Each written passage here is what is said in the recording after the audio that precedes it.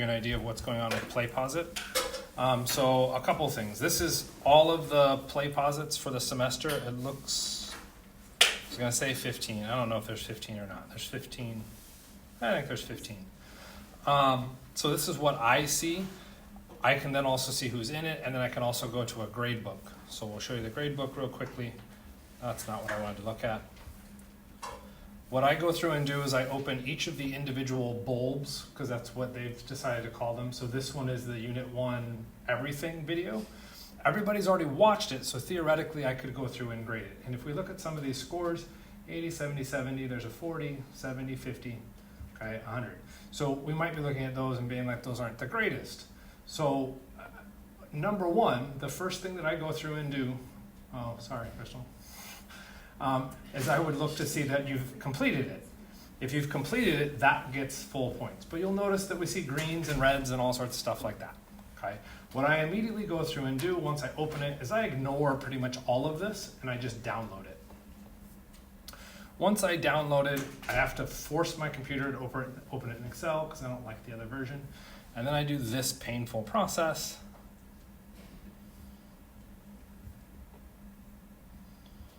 And delete. So we're going to walk through this so that you can see what I go through and do with it. What I'm selecting is effectively all the non-great, and of course I always accidentally do that, which then means I have to backtrack through, do a reselect process. If somebody knows a better way to do this, I've talked to a few people to be like, can I make a system just do this for me? And I've been told no. Can't you just do like a VLOOKUP and have a different page and like a data center? I did it again. I think the issue with that is that it doesn't populate everything in the same space. But more or less, it's 4 cells between questions. And I'll show the part that I would actually prefer to automate. The VLOOKUP might allow me to simplify this part, so I don't have to work as hard on it. So what I go through and do is delete. What this leaves me with is each individual score per question. Okay. What I would go through and do is say first count. Every one is slightly different. So count, there's 14 questions that could have been answered. So what I'll do is say divided by 14 and then times 7. Okay, which means if you made it all the way through, you should get 7 points. Okay, and we'll pretend we didn't call attention to anybody. Apologies. I then go to the bottom of each of these, hit average, scroll up, and get an average for all of those results. I then quickly scan through for high scores. So I see a 1. This is insanely small. Maybe I should make this bigger so you can see it. And it's not working with me. Tough. I see a 1. I see a 0.8. 0.7s. Let's say I'm feeling particularly mean today. I would go through, I would select those, I would highlight so I know which cell I'm looking at. Go back over to here. Plus, if this cell equals 1, it's worth 1 point. If it's not 1, it's 0. Plus, if this cell equals 1, plus,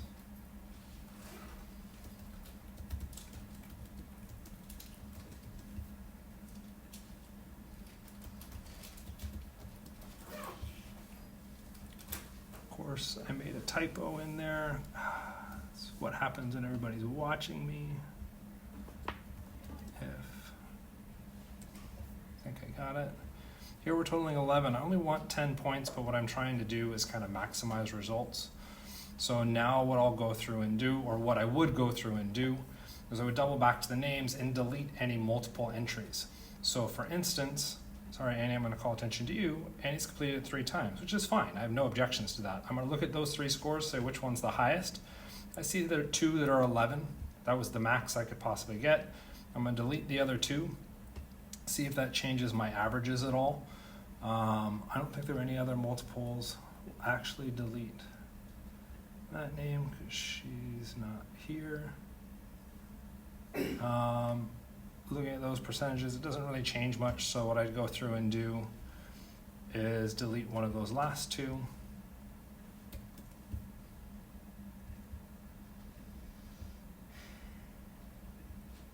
Click and drag. I then copy and paste those final scores into Canvas. Kind of makes sense? So if we look at those as percentages, we had one score that was a perfect, I believe, according to PlayPosit, and in this case, we've got 1, 2, 3, 4 perfects, 2 90%, if you want to call them that, and 1 50%. That's really just happening, mostly because, according to PlayPosit, they didn't finish the video. Make sense? Okay. That's a lot of work. Thank you. These are not due, right, until before the Right. exam, right? I don't do this right now because they aren't due yet. So the odds that I get a correct grade right now is slim, okay? It might be okay, but invariably somebody has some kind of time conflict. It's not always going to be the same person, but they won't be able to go through and watch it in that exact window, which means I wait to the week of the exam, then I go through and do this process. Because yes, it is time consuming. I don't want to have to do it 20 times throughout the semester. Okay? I do this for each and every single one of the bulbs or one of the PlayPosits and put those scores in. The point here is not to remove points from you, is to give you credit for having done that work and paying attention along the way. Okay? For those people that were at those 9s, okay, I've hid the names theoretically this time a little better. Okay? Those people at 9s could say, you know what, I didn't like the score that I got originally, I'm going to go through and rewatch it to maximize the score. Ideally, you do that before it's officially due. Okay? Once it's officially due, you then would need to tell me I have to go back and rerun all the calculations to get that extra point in. Okay? Mildly frustrating. Ideally, you don't tell me to do that. And you would do as, sorry, Anne, I'm going to call you out. You would do as Annie did and rewatch it a couple times. Okay? Theoretically, I can pull how long you spent watching it. I don't care. Like, I'm not looking for that level of detail. So you could go through, do it honestly once, and then cheat. We talked about some of the cheats, right? Yeah. Cheat your way later to get max points. I'm okay with that. So we can go back, like, I remember the first one, I was just kind of confused about it. I know I didn't get that, but I could go back and rewatch. So you should absolutely go back and rewatch it. I have not had issues until this semester, and it seems like PlayPosit was bought out by WeVideo, and I think they went through and changed all the default settings. So if it says you can't rewatch it, send me an email, thank you. And all I have to go in and do is open it up and edit and then tell it to allow rewatches. Okay. It doesn't take that long, it's just a little bit tedious on my end, and I don't want to have to keep clicking through all of them to be like, oh no, it's set fine. So let me know and I'll adjust. Make sense? Okay. This was mainly your question, which is why I don't feel too bad calling you out. Do you feel better about how it gets graded now? Okay. Anybody else have questions about it? Okay. You can always do them later. That then shifts to now onus on you. You have to tell me. Once I've put scores into Canvas, I'm not thinking to go back and check. Okay? With one exception. If I see zeros in Canvas, I will go back and check for zeros. Okay? Did you go back and honestly attempt to redo it? Okay, let me account for that. But if you have a score in Canvas, I'm not going back to check that unless you tell me. We good? Okay. Don't save, because I don't want to use that again. Let's delete that so nobody can see it. Go to here. Oh, man, of course, pull up everything with grades and a recording. Lovely. Another question came up about a textbook. So I don't have a physical textbook. That's definitely not for a recording, so I'm not going to talk about that story. But what I will say is, if you haven't heard of it, Libre Texts started with chemistry at UC Davis. They're a phenomenal resource. They're kind of like a Wikipedia, except the only people that can edit the Wikipedia entries have been certified by them. Okay? So for all content that they have books for, they're pretty good. Okay? So what I went through and did, and so you'll see all these kind of universities, is that by becoming, and I don't think I'm officially actually certified to edit things, but what I am certified to go through and do is to build my own textbook. So they have a repository of all of these techniques, effectively sections of textbooks that they had people create. Okay? What I can go through and do is now say, I like that. I want to pull that out so my students have access to it. So what, and I'm pretty sure there's a link in Canvas. You found it in Canvas? Okay. Should take you to this thing. I should have picked a better title, whatever. Okay. And it's now some information about atomic structure, okay, broken down into kind of 3 sections. All of this material is coming from the OpenStax version of organic chemistry. The problem with that textbook and why I didn't require that outright is that it has way more information than you need. Okay? Even within an individual chapter, it goes into gory detail that I don't want, okay, that I don't need you to look at. It's cool, it's useful, it's beautiful, you don't care, more than likely. Okay? So what I tried to do was pull out the sections that were more relevant, and even within those sections, sometimes I'm like, I don't want to put this whole section in because it goes into too much depth. Okay? What I plan to be doing throughout the semester is building it out larger and larger. Okay? Because at this point, really the only thing that's in this textbook is Unit 1. Okay? And one of the things that I think it does not do a great job of is Lewis structure. Okay? If I'm going to be brutally honest. And yeah, I'll be elitist, I do a better job. Okay? So trying to boil it down to the bare nuts and bolts of what you need for Lewis structure, I think I've got that set up pretty well, and I think textbooks either overdo it or they way underdo it. Okay, so I don't like their section on Lewis structure, but we've got a play posit that goes through it. You can reference that for secondary materials. Is the link in the syllabus? For the textbook, Yeah. yes, I just got to remember where I found it or where it was placed. Do you remember? Unit 1, supplemental reading resources, I think is where it is. Yep. In the modules, Unit 1 supplemental reading resources should show up as a thing in all Unit 1 modules. When Unit 2 rolls around, you should see a Unit 2 supplemental reading resources, and it'll probably look very, very similar. Okay. There is also a link to the OpenStax as well. Okay. So if you wanted more information, you could go directly there. You just got to filter it a little bit more. Since you don't know what to remove, filtering is going to become kind of challenging, I think. Make sense? Okay.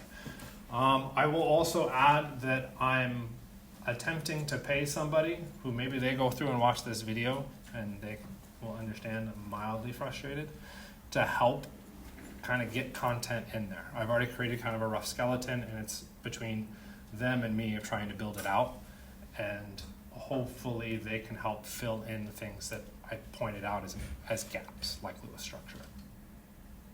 Make sense? Questions?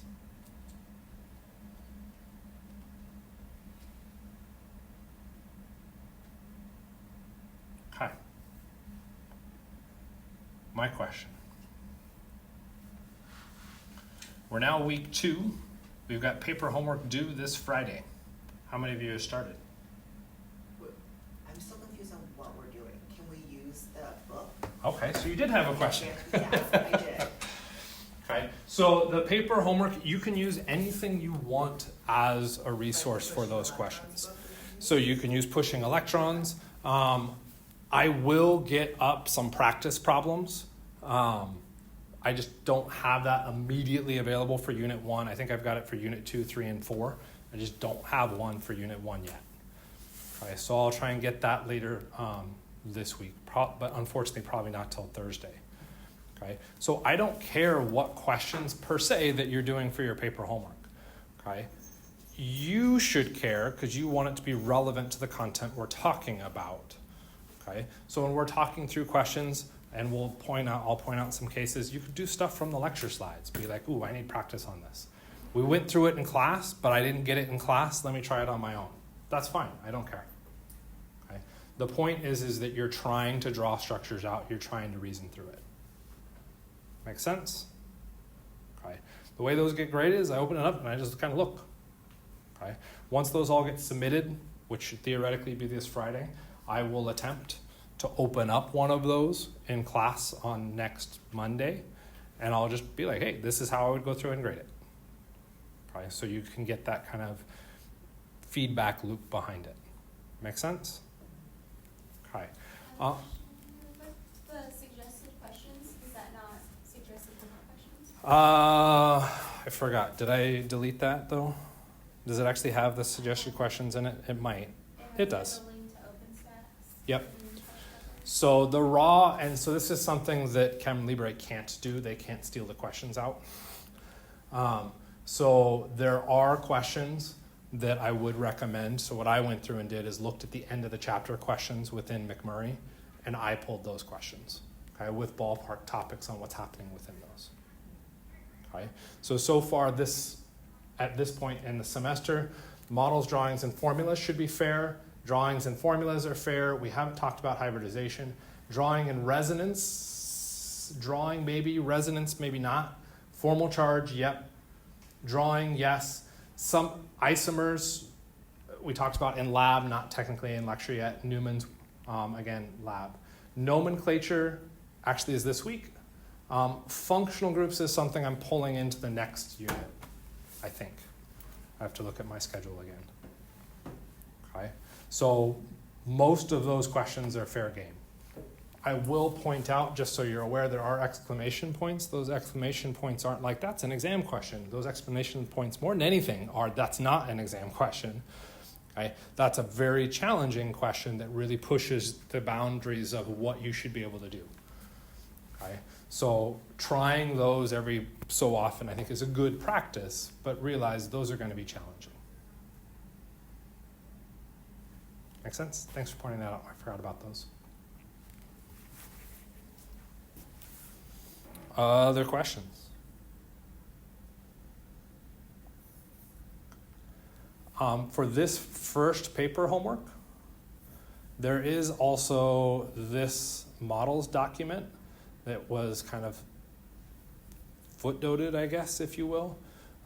This is an activity that, for those of you in lab, you did several of the questions from this already, just with a lot less reference materials. Okay? So it's having you go through and compare structures to learn about their relationships. Everything within this document will be on exam 1.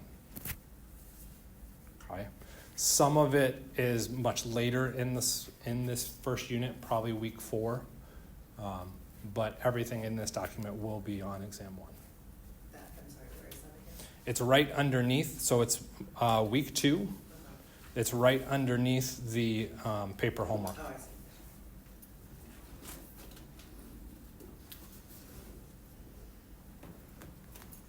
I see. Questions?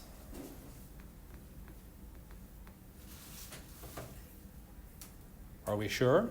Because when I asked a question, I got like 3 other questions. Yeah. Well, for when that gave us up with the page numbers, is that supposed to be found in the text somewhere? I believe so. So you're looking at suggested questions. I don't see it. That was, Yeah. like when you pull it up, it just. There's no it's a page. summary. Oh, no, it's not a page number. So what you would do is we'd open this up. So we look at it, it says chapter 1, additional problems. You don't get page numbers in this. So what you would do is go table of contents, chapter 1, additional problems. So here, additional problems, and now you're getting all your questions. Does that make sense?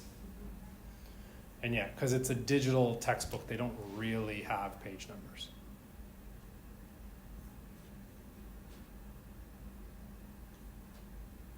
We good? Content? Okay.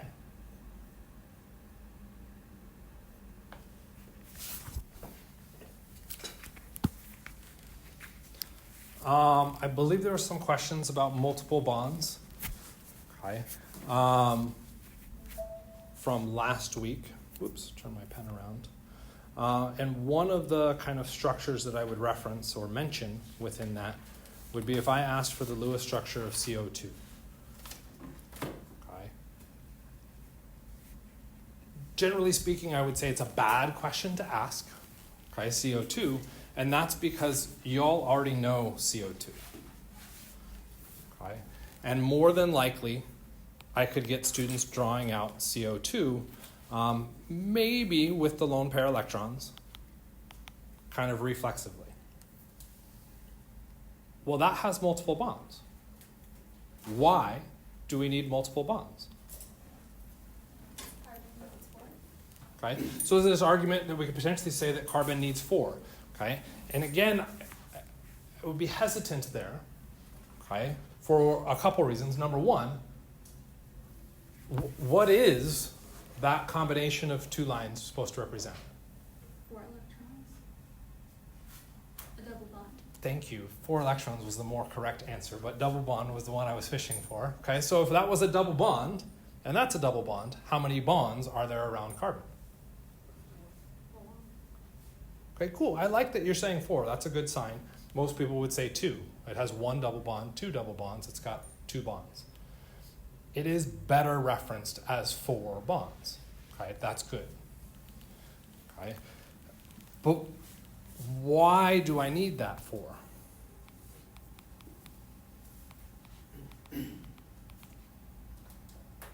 Does carbon also have 4 bonds?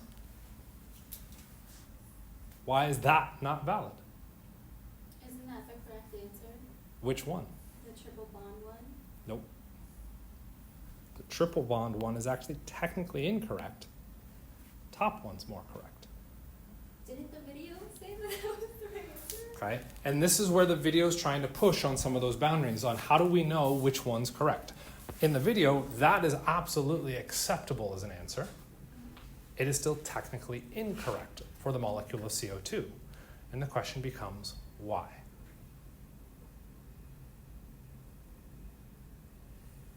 Okay, so your explanation of the top one, carbon needing 4 bonds, perfectly acceptable. This one has carbon 4 bonds too, and yet only one of those is correct.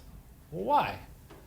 Okay, and if we don't know that why, what we've done is memorized, unfortunately, that carbon needs 4 without an understanding of the context behind that. Okay?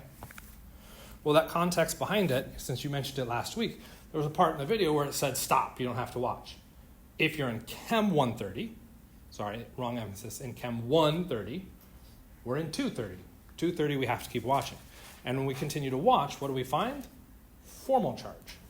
So that when we go through and look at these two drawings and try and differentiate which one is better or worse than the other, we have to consider formal charge. Okay? And if we go through and consider formal charge, we'll just jump straight to an answer. The bottom structure generates a negative oxygen and a positive oxygen. The top structure generates no formal charges.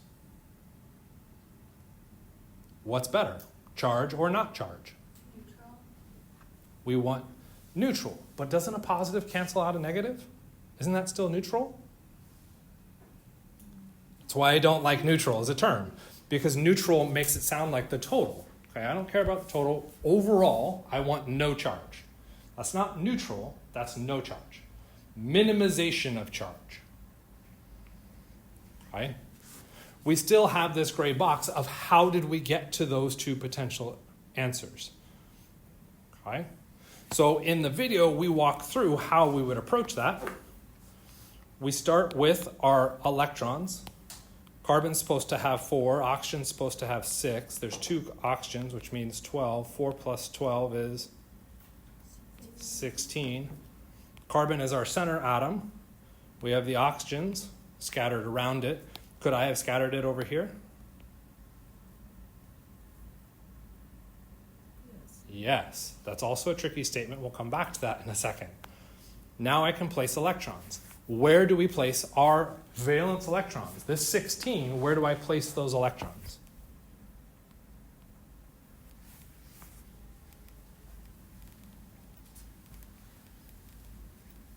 Where do I start? Start by bonding carbon and oxygen. So I don't necessarily object to bonding carbon and oxygen, okay? But I would actually argue no, that's the wrong strategy, okay? That's focusing on making bonds, okay? At this point, what we should be concerned about is where electrons want to go. Want is a personification, and that's a bad thing to do, but we're going to do it anyway. Where should our electrons want to go?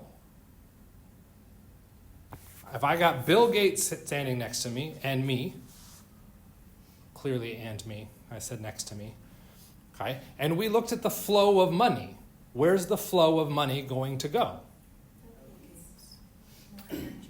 Okay, so there's certain aspects, if we look at humans, who can collect more money than others.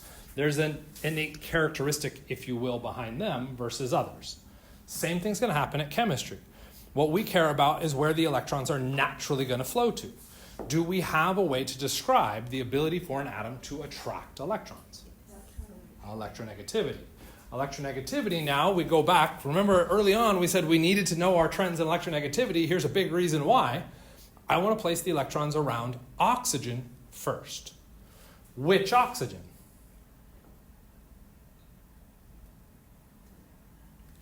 Why does it not matter? You're perfectly spot on. You got it. It just doesn't. I mean, there's already 2 oxygens in it. Can you tell the difference electrons? between them? No. There it is. If there is no visible difference between them, it does not matter where you start placing electrons, just start placing them. Okay? So I'm going to pick this oxygen, okay, our leftmost oxygen. And I want to place electrons until it is happy.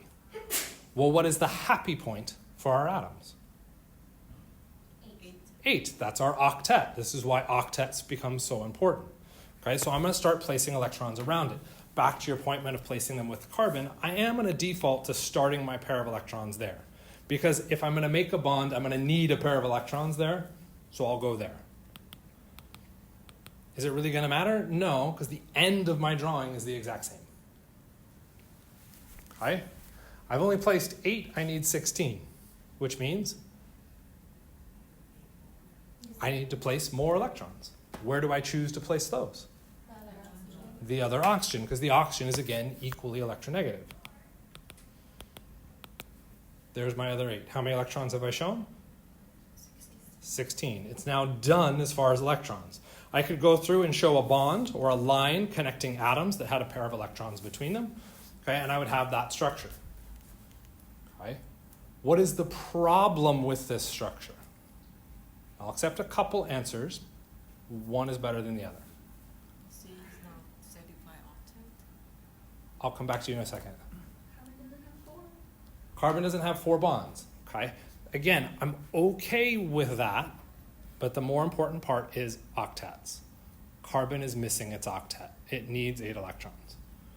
So what can I do if I'm missing missing electrons? I move pairs of electrons. The description here even gives us information. I want to move them into bonds. Okay? I don't want to move them to an atom. I want to move them into a bond. So we'll start with the bottom one. I can move that pair of electrons into a bond to make now a double bond. Okay? This doesn't affect the octet around the oxygen because I still have 1, 2, 3, 4, and each of those lines represented 2 electrons. The oxygen still has 8 electrons. The other oxygen I didn't touch, so that's fine. What happens to our center carbon? Still not satisfied. Cool, because it has 6. 6 electrons instead of our 8. So we need 2 more. Where do I choose to get that 2 more from? The other oxygen. Okay. At this point, I have choices. Okay. I can pull them from the other oxygen, or I can pull them from the original oxygen. And as soon as I have choices, I have this concept of resonance. Resonance is ultimately saying there's multiple ways that you could place those electrons within the same skeleton structure. Okay? And what we're going to define are what types of electrons are allowed to move around within resonance in a second here. right? But one thing right away, non-bonding pairs of electrons are allowed to move. We can move those into a bond, okay? Which pair of electrons we move sets us up with the condition of resonance, okay? If we pull from the bottom oxygen, what we're going to generate is our bottom drawing on the right. Everybody see that? We'd have the triple bond and a single bond. If we move from the top oxygen, as was your suggestion, we'd get the double bond. We'd have 2 double bonds. We get our structure on the top. Which one is correct? Wicked gray area through all of this, unfortunately. The most accepted answer needs to be the most stable answer. Well, what defines stability? Okay? And our stability, we will continue to adapt as we move through the semester. But the first place we look for stability is charge. Which is why we have to continue that lecture through to assign our formal charge. Okay? So we would draw out those 2 results, and we would see that the result where I had the same oxygen share its electrons generated a formal charge of a positive. How did I know it was positive? The number of electrons around it? That has to contribute to it. Can you explain more? No. Okay, that's fine. Okay, cop-out answer. I know it's positive because I've done this a million frickin' times. So of course I know it's positive. So I've memorized it. Does that mean you should memorize it? Gray area. Okay, the more you memorize, the less you have to apply. Okay, but you run into limits on how much you can memorize. So early on in the semester, I would say you should push application. How do you determine it? And as you continue to build practice, you will eventually memorize it. Okay? So what's the approach? If we take a look at that oxygen, where we start is how many electrons did oxygen bring to the party? 6. Where'd you get that number from? It's The valence electrons. How many valence electrons did oxygen bring to our party? It brought in 6. Right? Minus the number of non-bonding electrons. So how many electrons are not in bonds? 2. And we know that because we decided to ensure that our non-bonding electrons are shown as dots, not as lines. Okay, so minus 2. Minus now what? Now what we're concerned about is the electrons in bonds. Okay? This runs into a weird gray area, and you'll find different technically correct formulas online. Okay? We don't need to be technical, we need to be consistent. Okay? 3 bonds, we'll just subtract the number of bonds. 6 minus 2 minus 3 is? Everybody go, oh, 1. We don't care, we sort of care about the number, but the more important is the magnitude. Positive, it's a +1. So we would just say positive with an implied 1. What if it was a +2? Well, now I have to write the number 2. How often do we see +2s or 3s or -2s or -3s? Not very, why not? Because we're only worried about certain elements and then just Not a bad answer. Okay, those larger charges tend to happen with larger atoms. Okay, why did we say this top structure was better than our bottom structure? It's neutral. It's neutral. So the bottom structure was worse because it was charged.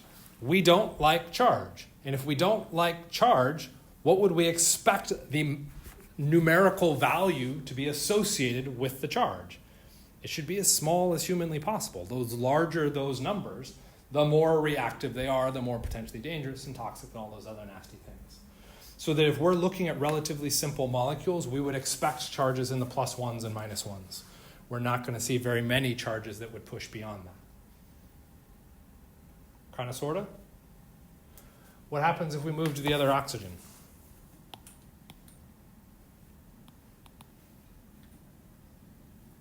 Exact same process. Valence electrons, 6.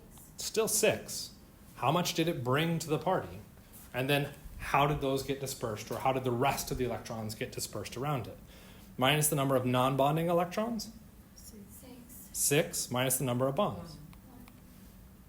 There's our minus 1. How often should you be showing the mathematics for this? Always. As long as you're correct, you're great. You don't have to show it. Okay? The issue that I see is people go, I don't need to show it because I'm good at it. You will be good at it until you take the exam. Okay? And when you needed that practice is now, and on the exam is when you should be kind of shorting that system, not beforehand. So I would argue you should be showing that work all right now. If you get to the exam and you feel like your brain just shrivel up and turn into a dried raisin and it has nothing left in it, yes, show the calculation as well. It will slow you down, but it should guarantee you the correct answer. Kind of, sort of? Okay.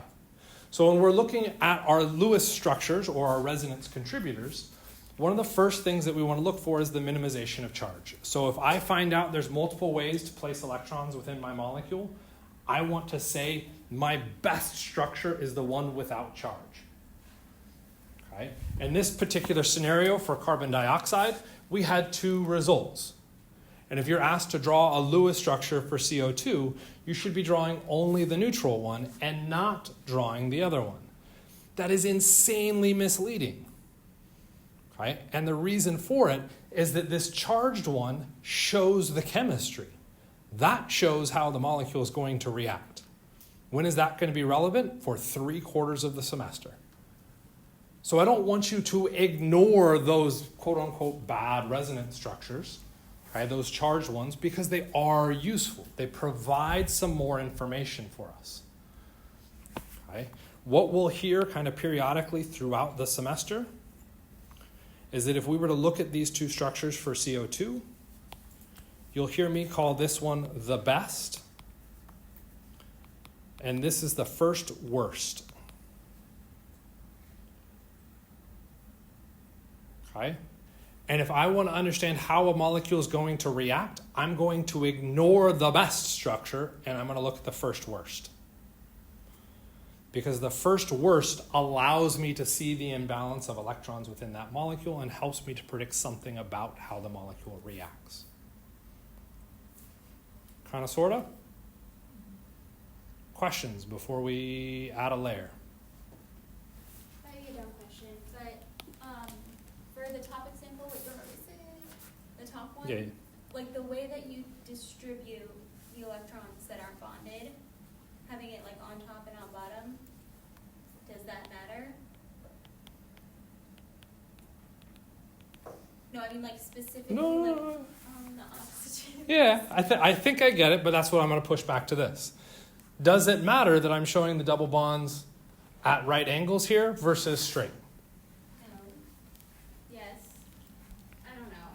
Yeah, there we go. That's probably the best answer on that. Okay, yes and no. It depends what you're trying to show. Okay? If I just want to show that a human has 2 arms and 2 legs, I don't really care where I place them. But if I want to show where that human has its 2 arms and 2 legs, I'll better place them appropriately. So depending on what you're trying to do, what information you're trying to communicate, it becomes important or it doesn't. Most of the time, what you're trying to do is look at a molecule that exists in the real world and then understand how it reacts. Which means whatever you draw should be as close to the real world as humanly possible. Okay? Which is why the bonds we do want to separate out. Okay? How about the electrons? Are the electrons located on top and on bottom? Where are the electrons? Run around. Okay, moving around. That's a good first answer at this point. When we're talking about bonding electrons, our electrons are stuck between the atoms to a first approximation. Non-bonding electrons are stuck to the atom. So where's the atom? If we were to draw kind of a shape of this, our approximation is that we could go through and say our carbon, of course I color-coded this backwards, if anybody actually cared. our carbon is a red circle, our oxygens are black circles on the outside, and those circles represent where the electrons can move. Okay? So those non-bonding electrons can be anywhere except where the bond is between those. Where's the bond? The overlap of my circles. So it doesn't matter where I show the non-bonding pair because I don't have the ability to draw that nicely. Okay, so we don't care about that.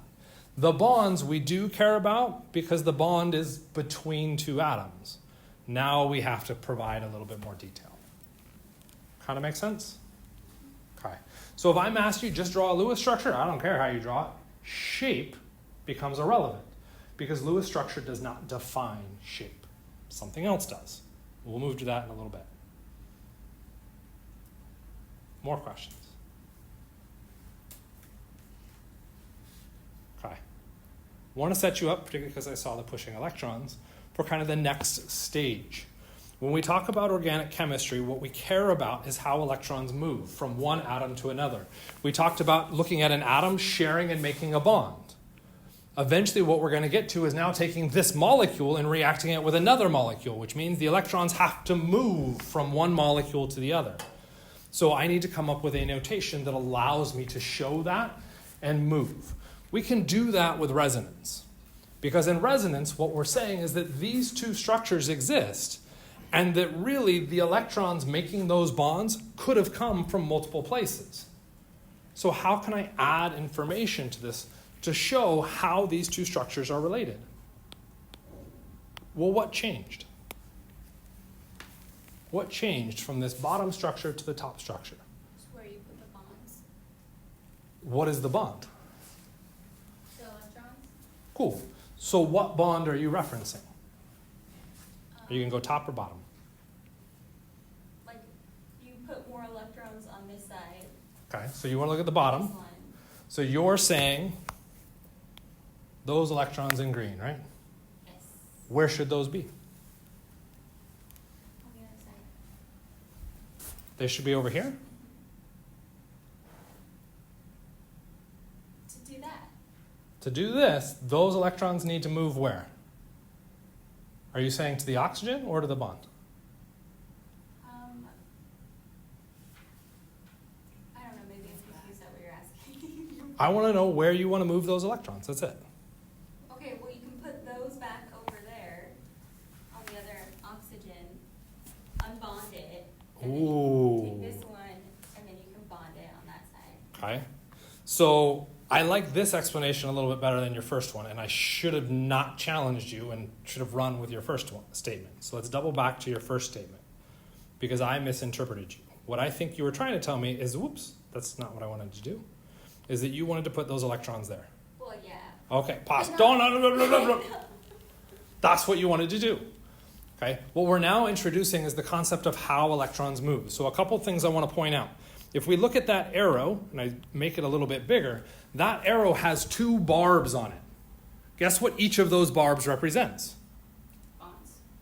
Electrons. Okay. When I'm talking about this arrow, I'm saying I want to move this line, which happens to be how many electrons? 2. 2. Okay. How many of those electrons do I want to move? 2. 2. And I know I'm moving 2 with this arrow because how many barbs do I have on the arrow? 2. What if I only had one barb? You're only moving one electron. Only moving one electron. So very subtle change in my arrow changes drastically the output. So in this case, your first suggestion was to move it there. What would the resulting drawing look like? It would be unbalanced. You would have too many. I don't know what unbalanced is. Like, you would have more electrons on that oxygen than you would on the other one. We did not move You wouldn't reach your octane. that lone pair. We didn't show anything happen to those lone pairs, so they're all there.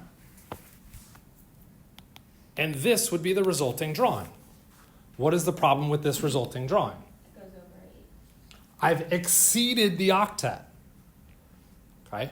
For your purposes, we do not exceed octets. Can't do it. This goes back to, remember our orbitals for the second energy level? What orbitals do we have? S, P, and being a bit misleading, and P, right? We had those 4 orbitals, 1 s and 3 p orbitals. How many electrons could fit into those? 2 each, which means a total of 8 electrons. If you want to put 10 electrons around oxygen, where are you placing it?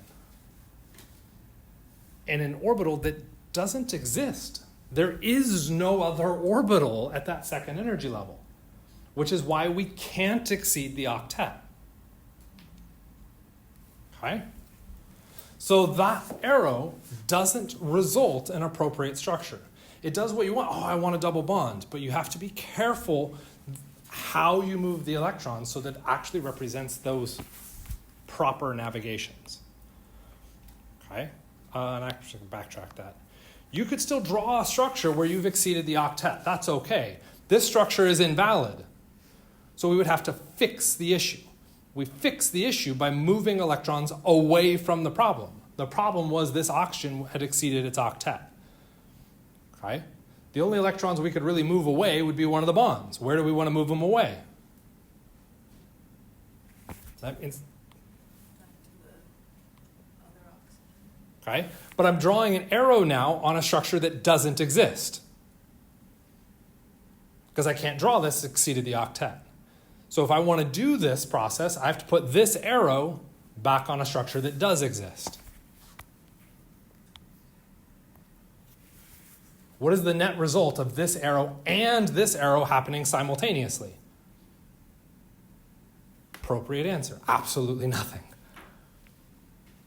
Okay? Which would suggest those arrow pushes were a bad idea. What was your follow-up suggestion? You unbond them. Okay. Now we've got that double bond. There's that lone pair. There's that lone pair. But what happened at the other end? You bond it. I wouldn't have a valid answer, right? I'd be missing an octet on the carbon. So what do you want to do? Bond it. How? I want to take 2 electrons from that side and turn it into a Okay. bond. So we could take those 2 electrons and we could move them into here. We're drawing that arrow now on a weird drawing that we don't really like because it's missing an octet. So maybe we shouldn't draw that arrow on this drawing. Where should we draw it? I draw it. What's the result now? Both of those arrows to contribute. And what I end up with, is a bond, and there, those structures are identical. Kind of get it? So what we're trying to do is show how electrons can move through a structure. Okay? There's certain ways that are allowed, and there's certain ways that aren't allowed. Those ways that aren't allowed double all the way back to Lewis structure rules. Are you going to result in a structure that's invalid? If it's invalid, you can't do that. Try again. Kind of, sort of? Questions? Okay. Big summary here. Those 2 arrows are actually moving different things. That first arrow moved non-bonding pairs of electrons. When we talk about doing resonance, we're allowed to move non-bonding pairs of electrons. Okay? What did the other arrow show the motion of? Moving a bond to unbond it. We can also move a bond. Okay? That bond opens up a big gray area. Okay? What bond am I pointing to there? I guess for the sake of the recording at home, maybe I can do this. There we go. See my little arrow? Sort of works. What bond is that? Ooh, that's a little laggy. Okay, who cares about people watching at home? What bond am I pointing to here? Except double bond. What bond am I pointing to here? What bond am I pointing to here? Which of those 3 bonds is allowed to move? Or do they all get to move? What happens if I break a single bond? What happens if I take the electrons in this bond and I move them to that oxygen? And they're not bonded anymore? Then they're not bonded anymore. Do you have the same molecule? No. No, which means It's invalid. you can't move single bonds. Okay? The language that we're going to use right now is that we can only move multiple bonds, which is a really weird statement. We'll fix that in a little bit. Maybe today. Hopefully today. 45, right? Yeah, of course. Because you got this on lock now, right? Oh, yeah, of course, Mike. It's easy. Okay. We good?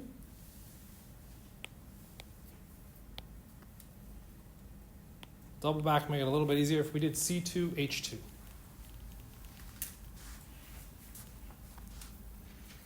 Carbon has how many valence? 4. There's 2 of them. Hydrogen has how many valence? 1. There's 2 of them. I don't know if you noticed this, but there's no periodic table in here, right? Well, Kimball's got a periodic table, but we'll pretend he didn't look at it. Okay? You knew how many valence electrons it had. See?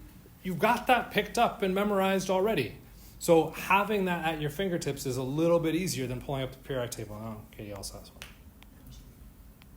She didn't look at it either. 8 and 2 is 10. We now have to figure out a center atom. Okay? This immediately becomes problematic within most of our structures. Within OChem, we don't have a clear center atom. Okay? What we'll find is the center of almost everything we deal with, and it's a little bit gray area to call it center, is carbon. Okay? So we could pick carbon as our center atom, and then we want to scatter our other elements around. So we could do H, H, and C. For those of you copying, assuming I'm doing this correctly, please pause. I'm not. Okay? If you want to write wrong stuff, that's good too. I think that's excellent, and you should write wrong stuff, but I just want to make sure you're aware. Okay?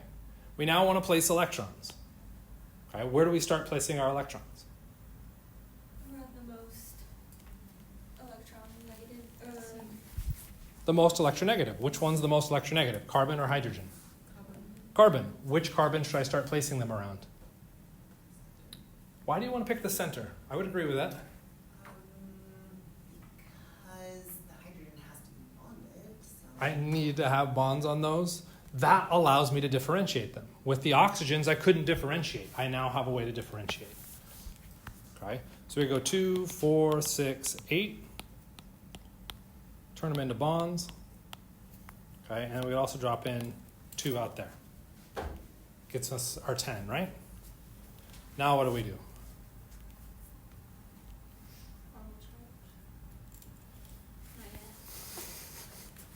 We've got our total electrons, we've converted lines, then what do we have to do? Satisfy octet. Can I satisfy octet? You're already shaking your head. God, so low confidence. Why? Because the acid carbon has to have hydrogens only need 2. Well, I do this and I do this, right?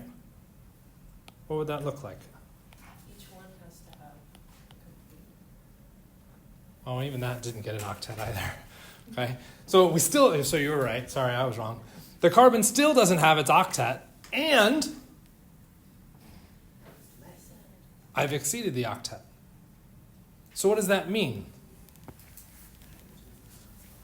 Okay, I placed the atoms in the wrong spots. So it's now, how can I go through and rearrange this? Okay, as was correctly stated, the hydrogens are in the wrong spot. So I'm going to move one of the hydrogens. I don't want to remove both, because if I move both over to the other side, I'm going to end up with the exact same problem, just kind of mirrored. I can now go through, where do I want to place electrons? Around carbon. Say it again. Around carbon. Okay. 2, 4, 6, 8. I cheated a little bit. I picked the right carbon. It didn't really matter which one, but that's the one I picked. Okay. That's only 8. I need 10. Where do I place the last pair of electrons?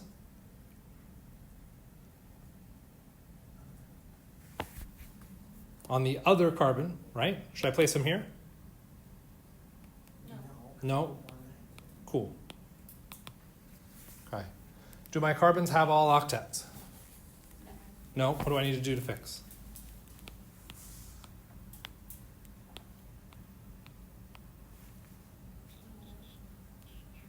Three bonds in the pairs. Describe it to me better. Your conclusion is lovely. I know, move the single pairs both to the center. To create a triple bond.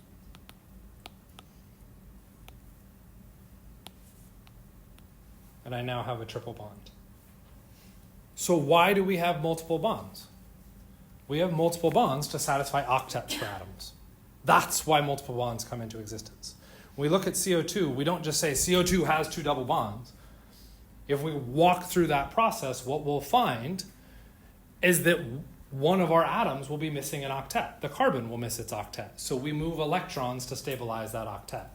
In the case of carbon dioxide, we had 2 choices. We had either oxygen we could pull from. Did we have another way that we could possibly have satisfied the octet for this molecule?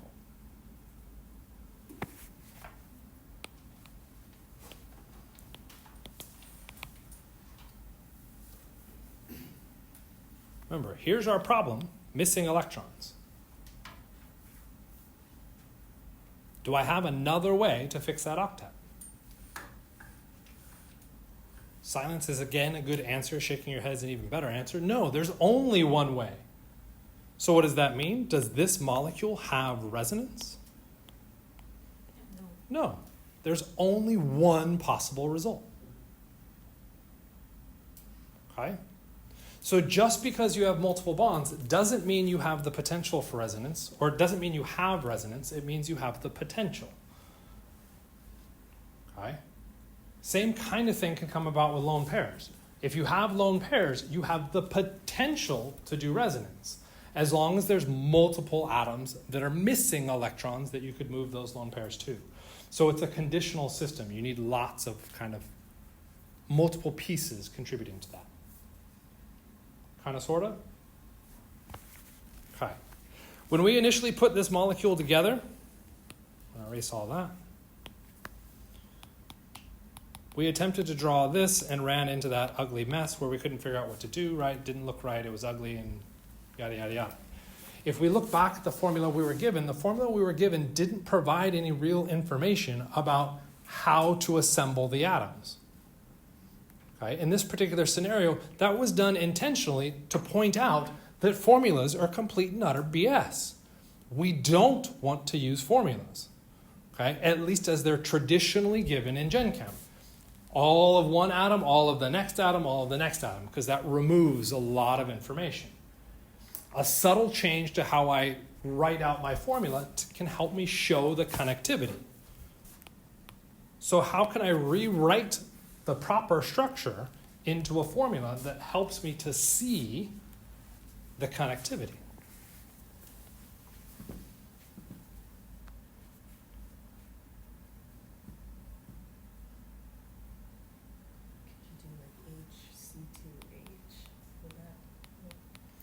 HC2H could work. Okay. Hadn't thought of that one, and it causes me to cringe looking at it. Okay. It's perfectly valid. I just okay.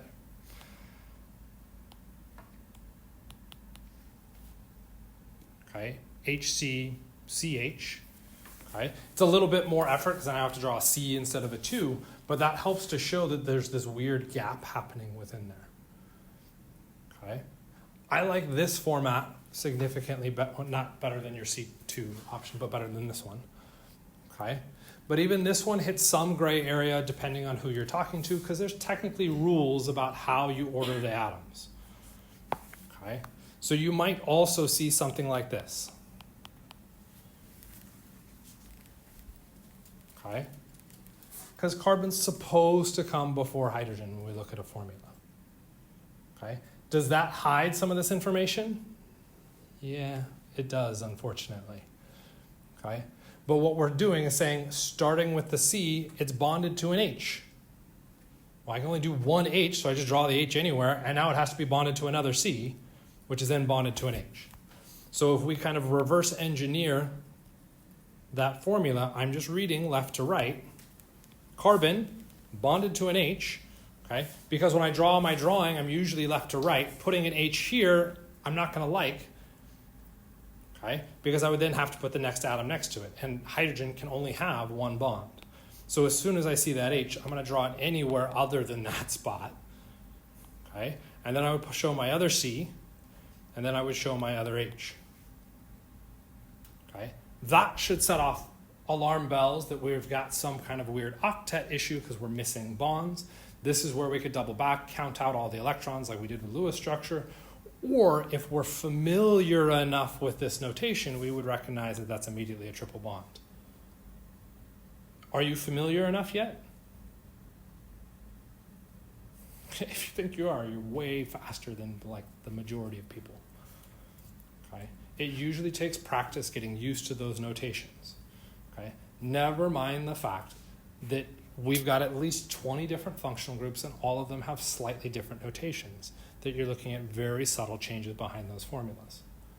So be careful just saying, oh, I've got it. Run through examples behind it. Kind of, sort of? Okay. Questions?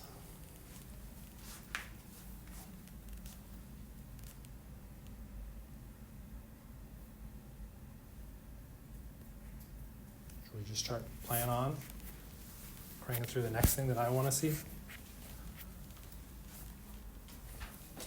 Okay.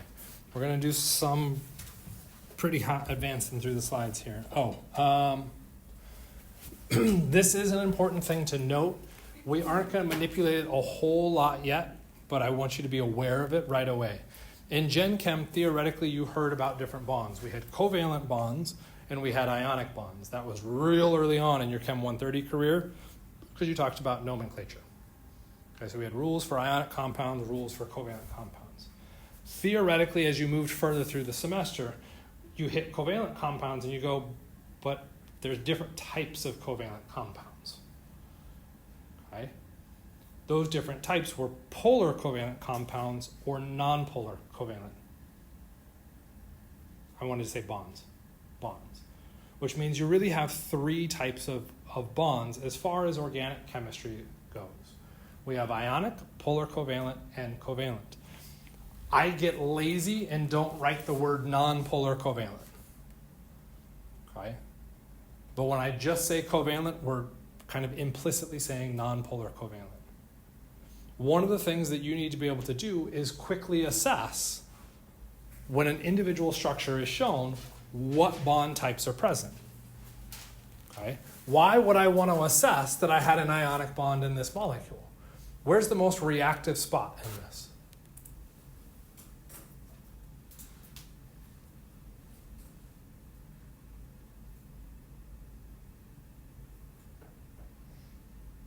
Who do you think is more reactive in this room right now? Could you say it again, that question? Where's the most reactive spot in that molecule? Ions? Why the ions? Because the first sodium, neutral group 1, positive charge, It is a metal, which means we're looking at an ionic bond, yeah. and the other non-metal, negative charge, So why does that make them more reactive? because attractive. Yes, but there's an attractive force between each of those carbons. And arguably the attractive force between those carbons is stronger than it is between the oxygen and the sodium. When we're talking about reactivity, we're talking about stability. The more stable something is, the less reactive it is. Did we already come through a system and say something about stability? Like, which Lewis structure was better, the charged one or the not charged one? The non-charged structure was a better drawing than the charged one. Why? Stability. So when I look at this structure, I can immediately zoom in on the fact that I've got a negative and a positive here, and I can say that's where my chemistry is going to lie. That's where my reactivity is. Okay? Is that reactivity a strong attraction? Okay, you started to suggest that yes, it is. Okay, but is it a stronger attraction between the carbon and the carbon? It is. It is a stronger attraction. Why is it a stronger attraction? They're not charged. Here, they are charged. So when I see an ionic connection, I want to solve that. And I'm going to fix that by changing the identity of one of those pieces to neutralize that charge as much as possible. Okay? And I can typically do that by adding another atom other than sodium. Okay? And the sodium's the easier one to replace. Why?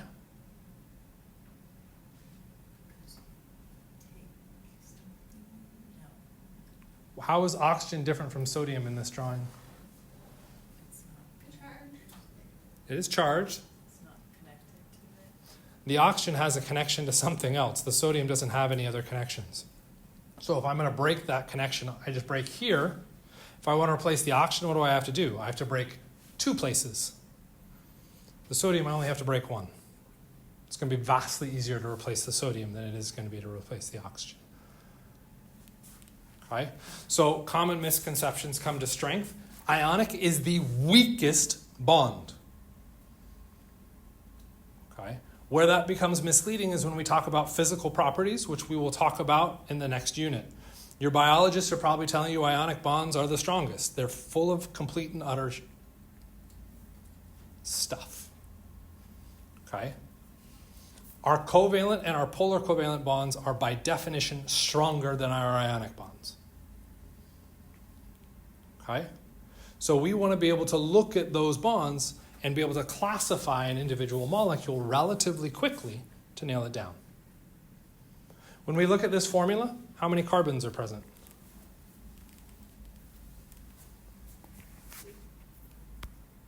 6? Is there 10? 10?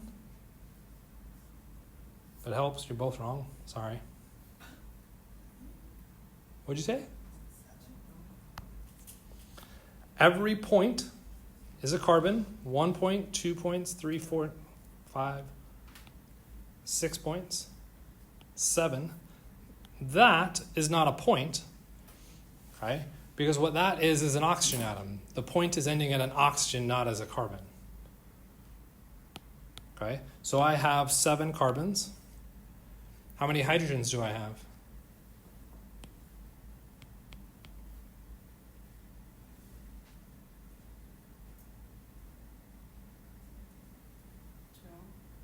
14.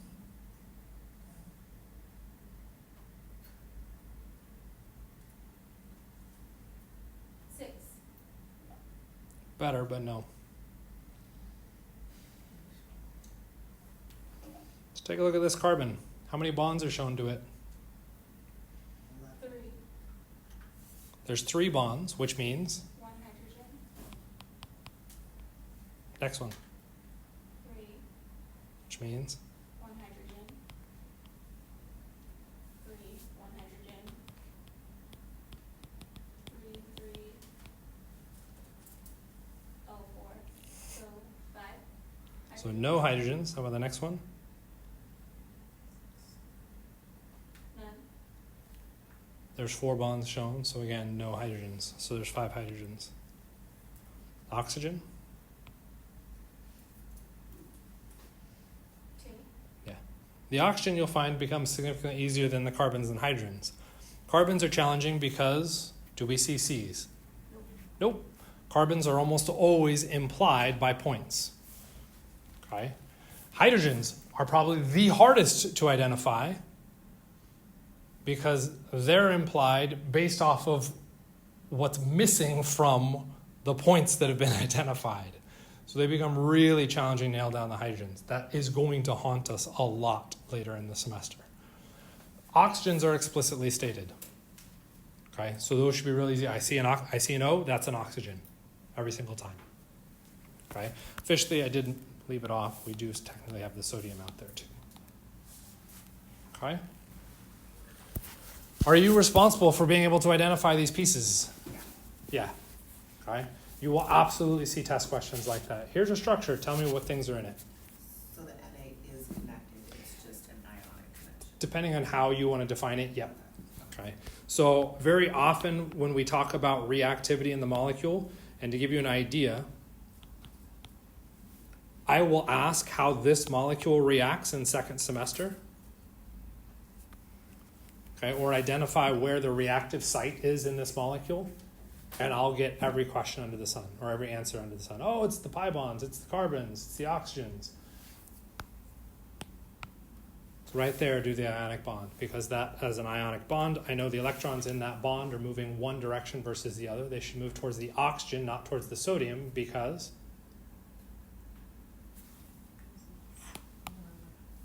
awesome. Oxygen is more electronegative than the sodium, which means those electrons would move towards the oxygen. Because oxygen is now gaining electrons, if I've shown it as neutral and it has gained electrons, what charge has it become?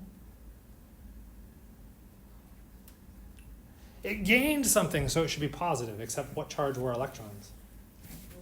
And if I gain negative, I become more negative. Okay? So we got to watch out with how electrons move around as well. That's going to balance out charges. Kind of, sort of? Okay. One of the things that I wanted to get to, and we didn't quite get to, whoops. I mean, technically, according to my clock, I got 3 minutes. So this is all the Lewis structure slides. Apologies if you get dizzy. One of the things that we talked about was where we placed the electrons. So if we remember that carbon dioxide structure,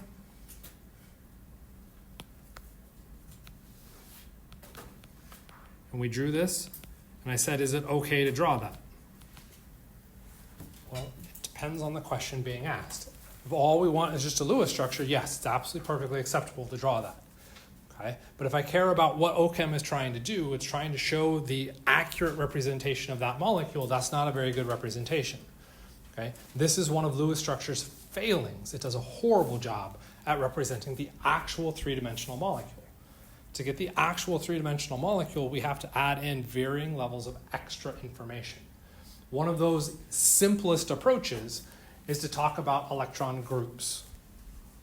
So if I look at that carbon, right, and because you all watched the Lewis structure video, I'm assuming, we could put a box on that carbon and say which of those faces of the box had electrons. Okay. So are there electrons up here? No. Yes. Yes. Okay, which means how many faces have electrons? 2. So what I would then move through is look at these electron groups and say, there's 2 electron groups, the shape is linear. Did I draw it linear? No, so I drew it poorly. That's why when you look at CO2, you will invariably see it drawn linear, because what we're trying to represent is that three-dimensional shape. To get to the three-dimensional shape, you have to layer in some more information. Okay? These will go all the way up to octahedral. We don't care. Your happy little home is largely over here, and those are the shapes that you're going to primarily be responsible for. Officially, if you notice, you've got kind of subheadings within these. You can scale out to other geometries. Those other geometries become less important to know their names of. The raw electron geometries become really, really important. You need to know those. Okay? That's moving out to this. So we would get our trigonal pyramidal and our bent shape come out of our tetrahedral. So there's another way to represent that. What do I want? I wanted this structure. So what I would like you guys to do before Wednesday, show me some resonance for that structure. Okay? This structure has multiple bonds, so we should attempt to be able to move those multiple bonds and see how that works. On Wednesday, what we're going to do is look at the resonance structures for that. We walked through it with CO2, okay, on how we could move those electrons.